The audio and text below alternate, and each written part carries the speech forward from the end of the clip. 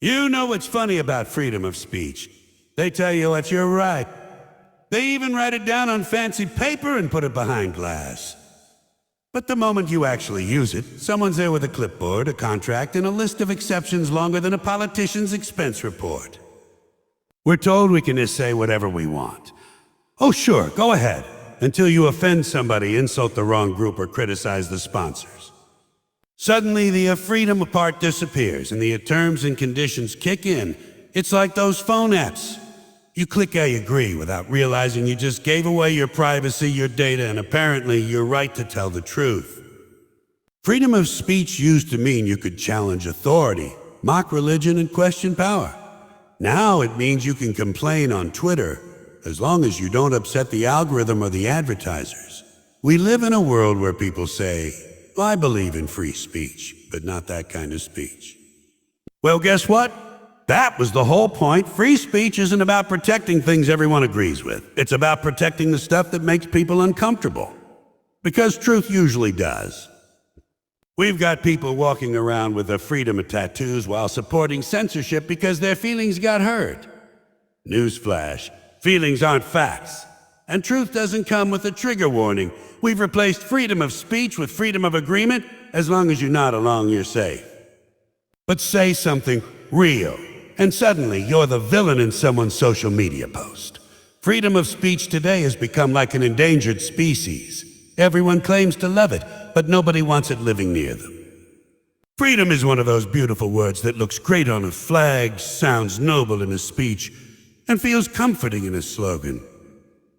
But once you start peeling the label, you realize it's like one of those products that say all natural and still come with a list of chemicals on the back. Freedom of speech is the same way. They sell it to you like it's unconditional. But if you read the fine print, there's a long list of exceptions hiding in the shadows. Governments, corporations, and social platforms love to advertise how open and democratic they are. They'll tell you you're free to express yourself.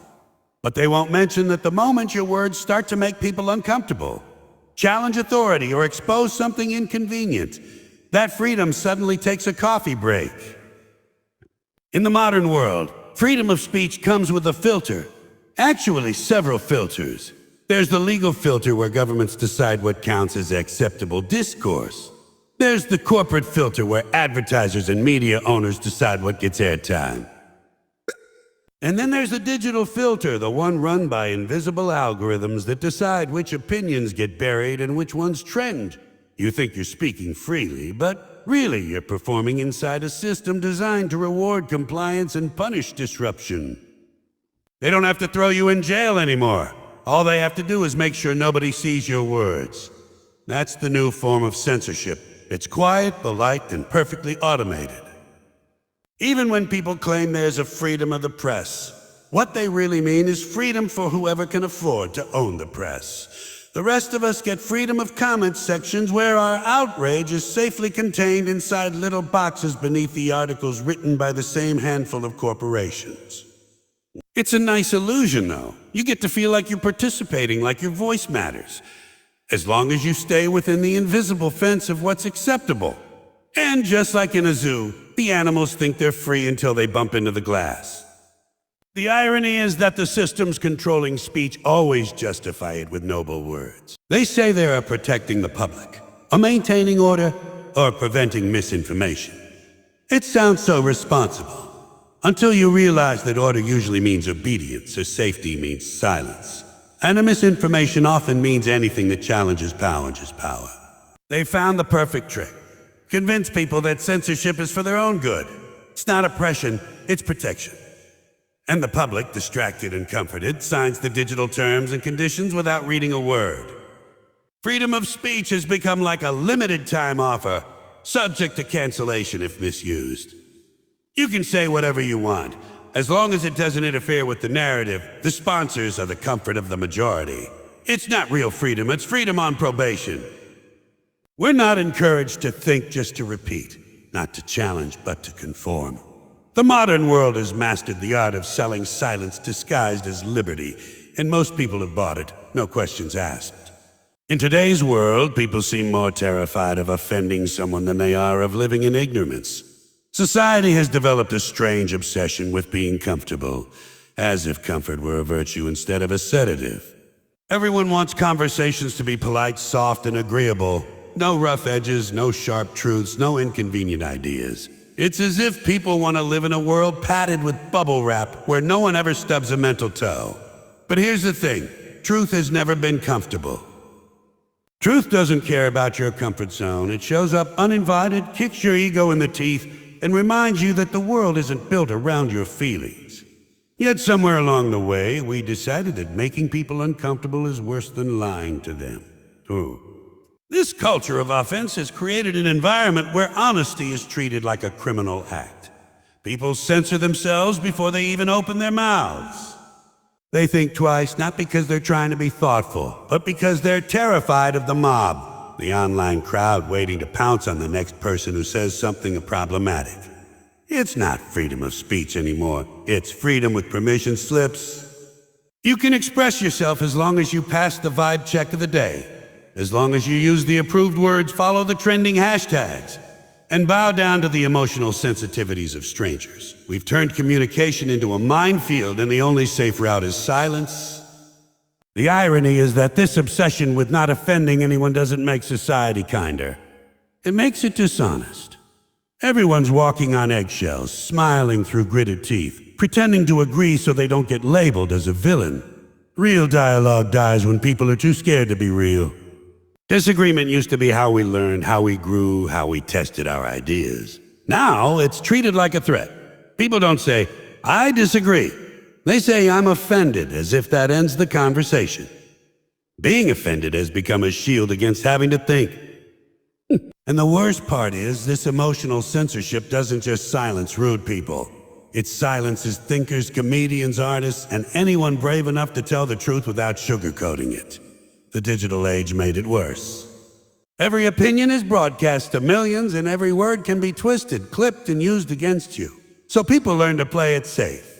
They post what's popular, not what's true. They echo what's approved, not what's needed. The result? A society full of noise but empty of meaning. Everyone's talking, but no one's saying anything.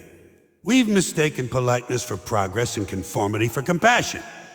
But compassion without truth is just cowardice dressed up in nice words. Offense culture has made honesty an endangered art form. We don't want to hear raw truth anymore. We want carefully packaged lies that make us feel good. And as long as people value comfort over courage, we'll keep losing the ability to speak freely. And even worse, the ability to think freely. Real freedom of speech isn't about protecting the things everyone nods along to. It's about defending the things that make people squirm. It's easy to support speech that fits neatly into your worldview, that flatters your beliefs, that makes your side look smart and righteous. The real test of a free society is whether it protects the voices you hate, the opinions you despise, and the ideas that make your blood boil. Because if freedom of speech only applies to popular opinions, it's not freedom at all, it's permission. And permission always comes from someone who has the power to take it away. The uncomfortable truth is that speech has never been truly free anywhere. Every culture, every government, every era has its sacred cows. Those untouchable topics, those figures you can't mock, those ideas you can't question. The people in charge simply change the costume. One generation censors for religion, the next for patriotism, the next for public safety, and now it's for social responsibility. The words sound different, but the goal is the same. Control what people can say so you can control what they can think. When people stop hearing opposing ideas, they stop forming their own. They become predictable, obedient and manageable, a perfect citizen for whoever holds the power. The beauty of real free speech is that it's messy, it's chaotic, it offends everyone eventually. But that's what keeps a society alive. It allows ideas to clash, evolve, and improve. When you silence the bad ideas, you don't destroy them underground where they grow in the dark, unchallenged and misunderstood. Sunlight is the best disinfectant, but censorship pulls the curtains. The unpopular opinions, the outrageous jokes, the offensive art, those are the things that test our ability to think critically. When we protect even the worst speech, we protect our own right to speak tomorrow. Because once censorship becomes acceptable for one idea, it eventually swallows everything else. Look at history. It's full of people who were silenced for being dangerous or offensive in their time. Revolutionaries, philosophers, artists, scientists, many of them were considered heretics or traitors. The ones society burned, imprisoned, or ridiculed for speaking out are now the ones we quote in classrooms. It's easy to see censorship as noble when it targets people you disagree with. But someday the torch might turn your way. The principle of free speech isn't about defending your side. It's about defending everyone's right to have one. Once you make speech conditional, once you let emotions or popularity decide what's allowed, you've handed power over to whoever can claim the loudest outrage. Today, we've created a strange kind of selective tolerance. People proudly declare, "We live in free speech," and then spend the next 10 minutes listing all the exceptions. I believe in free speech, but not hate speech. Oh, I believe in free speech, but not misinformation. I believe in free speech, but not if it hurts feeling. Each butt chips away at the foundation until all that's left is a hollow slogan. Freedom of speech is supposed to be absolute because once you start drawing lines, those lines move. What's forbidden today might have been ordinary yesterday. And what's ordinary today might be forbidden tomorrow. Real freedom of speech demands courage from the speaker and the listener. The speaker must risk being hated, misunderstood, and attacked. The listener must be strong enough to hear uncomfortable truths without demanding silence. It's a contract built on respect, not agreement. Yet modern society has turned disagreement into a moral crime. People mistake being offended for being harmed, and they think silencing others is justice. But protecting people from words doesn't make them stronger. It makes them fragile. It builds a world where no one learns to think independently because the hard parts of conversation have been replaced with polite echo chambers.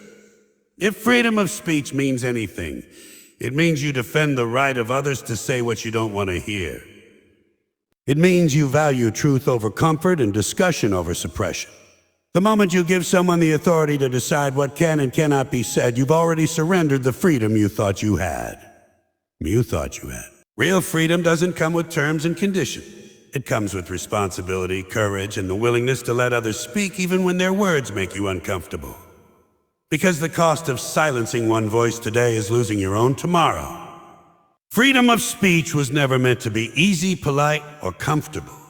It was meant to be dangerous, disruptive, and honest.